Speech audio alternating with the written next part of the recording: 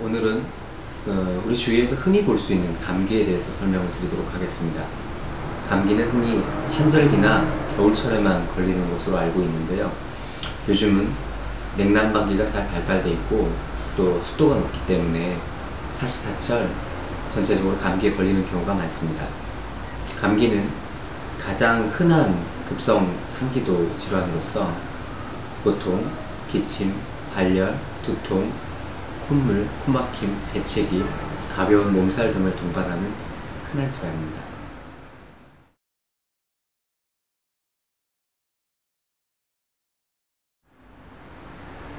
감기는 바이러스가 상기도에 감염되면서 일어나는 급성 질환입니다. 한의학에서는 이를 감기 또는 감모라고 부릅니다. 하지만 감염을 일으키는 바이러스 종류가 200여 종이 넘기 때문에 아직 통합적인 치료약은 없습니다. 단지 충분한 휴식과 영양을 공급해주면 1, 2주 안에 자연 치유되는 경우가 많습니다.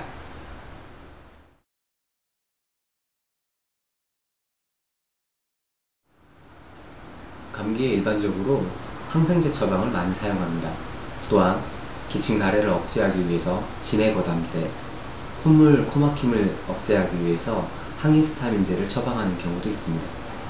하지만 감기는 바이러스성 질환이므로 항생제는 효과가 없습니다. 또한 기침과 가래는 감기 바이러스를 배출하는 자연적인 치유 과정이기 때문에 이를 억제하는 것 또한 치료에 도움이 되지 않습니다. 항히스타민제 또한 복용이 감기 증상의 증상 완화와 치료에 도움이 된다는 근거는 아직 없습니다.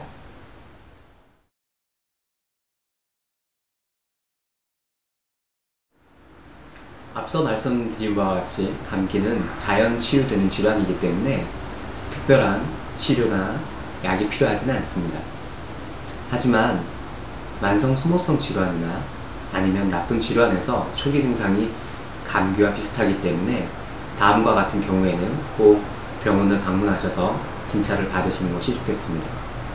첫 번째, 감기 증상이 일주일에서 열흘 이상 지속되는데도 불구하고 증상이 호전이 없고 오히려 더 증상이 나빠질 때.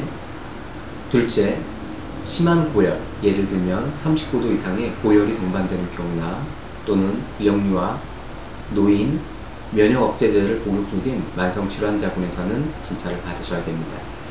셋째, 급성 부기동염이나 폐렴, 중이염 등과 같이 합병증이 동반되는 경우에도 진찰을 받으셔야 됩니다.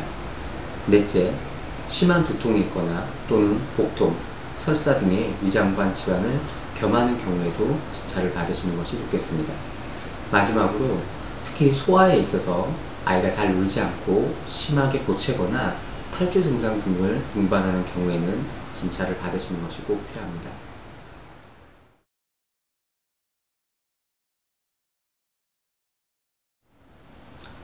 독감과 감기는 바이러스의 감염에 의해서 일어나는 질환이라는데 공통점이 있습니다. 하지만 독감과 감기를 일으키는 바이러스 자체가 전혀 다르기 때문에 엄격히 말하면 두 질환은 완전히 다른 질환입니다.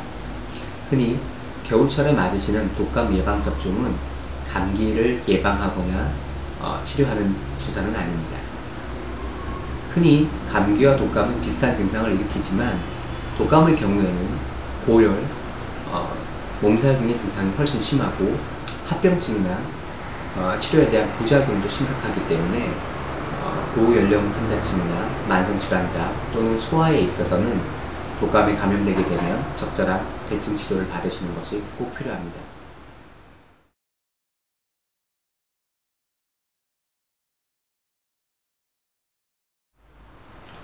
감기 증상을 예방하기 위해서는 일단 사람이 많이 모이는 곳에 방문하지 말고 외출 후에는 꼭 손발을 씻고 양치질을 하는 등의 예방적인 조치가 필요합니다.